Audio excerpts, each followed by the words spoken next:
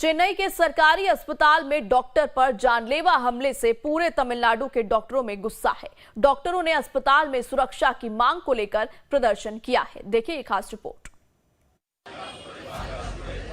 तमिलनाडु के चेन्नई में सरकारी अस्पताल के अंदर एक डॉक्टर पर हुए जानलेवा हमले के मामले में गुरुवार को पूरे राज्य में डॉक्टरों ने प्रदर्शन किया और इस हमले की निंदा की।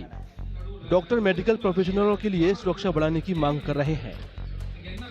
இதில் எங்களுடைய கோரிக்கைகளாவது ஒன்று, இந்த நாங்கள் பணியிடத்தில் எங்களுக்கு தேவையான மருத்துவர்களுக்கு பாதுகாப்பு செய்து தர வேண்டும். இது பலமுறை நாங்கள் கேட்டும் வலியுறுத்தியும் இது ஒரு எழுத்துப்பூர்வமாகவும் ஆக்கப்பூர்வமாகவும் செயல்படாத தன்மையாக இருக்கிறது. இன்னமும் நம்ம அதை வலியுறுத்தி நம்ம இதை எழுத்துப்பூர்வமாகவும் ஆக்கப்பூர்வமாகவும் செயல் வடிவம் கொண்டு வர வேண்டும் என விரும்புகிறோம். இரண்டாவதாக, அந்த குற்றவாளி அட்டெம்ப்டட் மர்டர் பண்ண அந்த குற்றவாளிக்கு தகுந்த தண்டனை இரண்டு வகைகளிலும், ஒன்று என்னன்னா நமக்கு ஹாஸ்பிட்டல் ப்ரொடெக்ஷன் ஆக்ட் 2008 படியும் நமக்கு பிஎன்எஸ் வழியாகவும் என்ன அவர்களுக்கு தகுந்த தண்டனை வழங்க வேண்டுமோ அந்த தண்டனை வழங்க வேண்டும் என்று கோரிக்கை விடுகிறோம்। डॉक्टरों के विरोध प्रदर्शन की वजह से पूरे तमिलनाडु में स्वास्थ्य सेवाओं पर असर देखने को मिला। डॉक्टरों ने ओपीडी जाने से मना कर दिया। वहीं कुछ अस्पतालों में इमरजेंसी को छोड़कर बाकी सभी सेवाएं रोक दी गयी। இதை கண்டித்தும் நாங்கள் இன்று முழுக்க OP boycott and ward boycott பண்ணிட்டு இருக்கோம்। இப்போ நாங்கள் ஒன்லி எமர்ஜென்சிஸ் மட்டும் பார்த்துட்டு இருக்கோம்। இது கவர்மெண்ட் எங்களுக்கு சப்போர்ட் பண்ணணும்। முதல் எங்களுடைய கோரிக்கை எல்லாம் என்னவென்றால்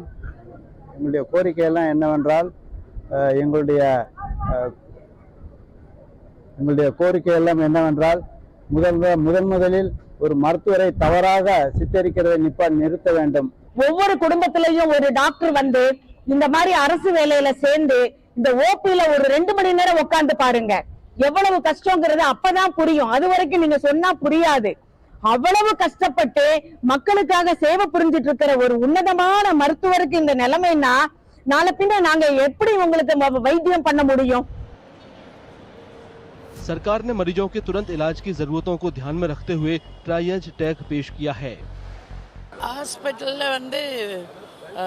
பேப்பர்ல டாக்டர் போராட்டம் வாபஸ், அதனால வந்தா பார்க்கலாம் அப்படின்னு இருந்தனால நாங்க வந்தோம்।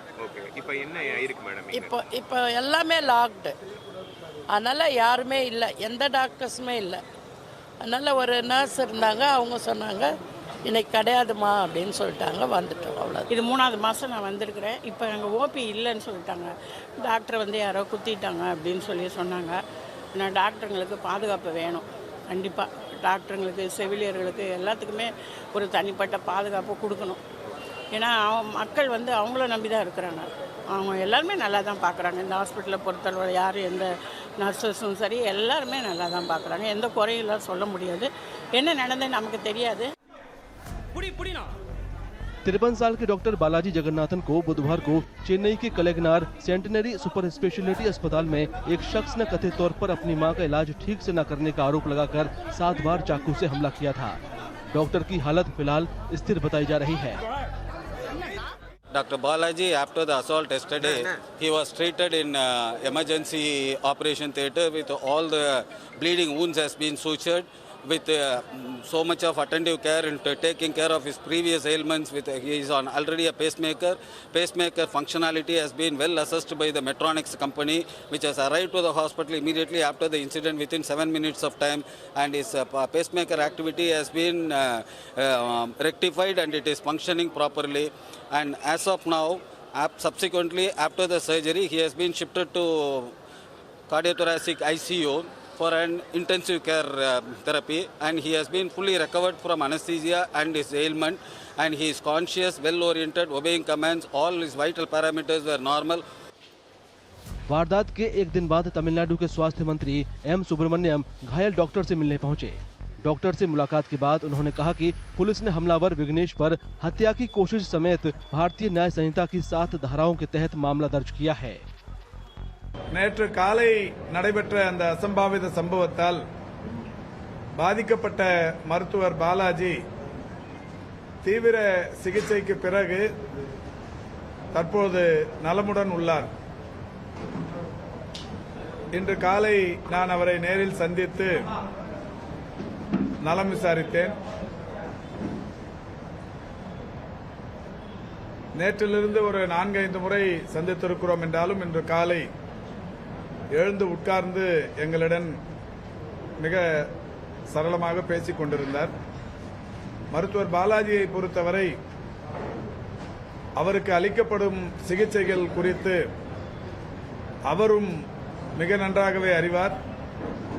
அவருடைய மகளும் ஒரு மருத்துவர், அவரும் உடனிருந்து அதை கண்காணித்து வருகிறார்.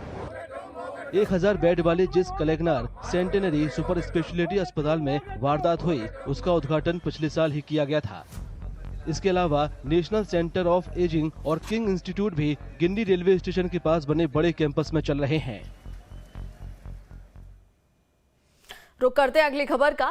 अयप्पा स्वामी के भक्तों के लिए केरल का प्रसिद्ध सबरीमाला मंदिर पूरी तरीके से तैयार है। मंदिर में सालाना तीर्थ यात्रा को लेकर सभी तैयारियां पूरी कर ली गई हैं। यात्रा के दौरान यात्रियों को मौसम विभाग पूर्वानुमान भी बताएगा, जिससे श्रद्धालु अपनी यात्रा की तैयारी अच्छे से कर सकेंगे। देखिए रिपोर्ट। सबरीमला आने वाले श्रद्धालुओं को अब पहले से ही मौसम का पता चल जाएगा। इसकी वजह ये है कि इस साल तिरुवनंतपुरम में क्षेत्रीय मौसम केंद्र ने यहाँ का मौसम अपडेट देना शुरू कर दिया है।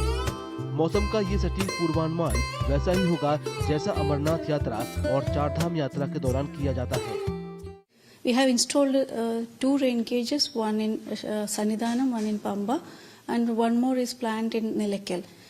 Rainfall, temperature and humidity, these are the 3 factors we are expecting the pilgrims will be feeling difficulty due to changes in these factors. So we are focusing on these 3 elements, and Pathanamthitta administration is helping out us in taking this observation and all. So right now we are issuing daily forecast valid for 3 days, and in the coming days, coming 1 or 2 days, we will be adding nowcast also once we establish the thermometer and temperature observations as well. इस बीच मंदिर और उसके आसपास के इलाकों में पंडालम की तैयारी जोरों पर है। ये भगवान अयप्पा के भक्तों के लिए खास अहमियत रखता है। सबरीमला जाने वाले तीर्थयात्री सबसे पहले पंडालम पैलेस में पूजा करते हैं। माना जाता है कि भगवान अयप्पा ने यहाँ अपना बचपन बिताया था। इसके बाद श्रद्धालु पहाड़ी मंदिर की ओर अपनी यात्रा जारी रखने के लिए पहले उन्हें समर्पित मंदिरों के दर्शन करते हैं। വിവിധ സർക്കാർ വകുപ്പുകളും ദേവസ്വം ബോർഡും ക്ഷേത്രോപദേശ സമിതിയും കന്തളം കൊട്ടാരവും ഒക്കെ ചേർന്ന് യുദ്ധകാല അടിസ്ഥാനത്തിലുള്ള പ്രവർത്തനങ്ങൾ നടത്തിക്കൊണ്ടിരിക്കുകയാണ്. ഒരുക്കങ്ങൾ ഏകദേശം പൂർത്തിയായി വരുന്നു. 1-ാം തീയതിക്ക് മുമ്പായിട്ട് എല്ലാ ഒരുക്കങ്ങളും പൂർത്തിയാകും. വൃശ്ചിക 1 മുതൽ 41 വരെ തിരുവാഭരണ ദർശനവും പിന്നീട് 30-ാം തീയതി മുതൽ ജനുവരി 12 വരെയും പന്തളം കൊട്ടാരത്തിലെ തിരുവാഭരണ ദർശനം ഉണ്ടായിരിക്കുന്നതാണ്.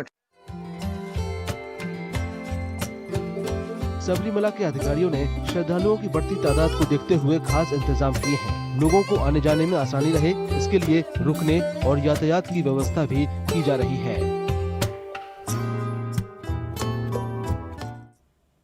अब खबर हैदराबाद से। हैदराबाद के एक अस्पताल में 1 महीने के नवजात की रोबोटिक सर्जरी की गई है।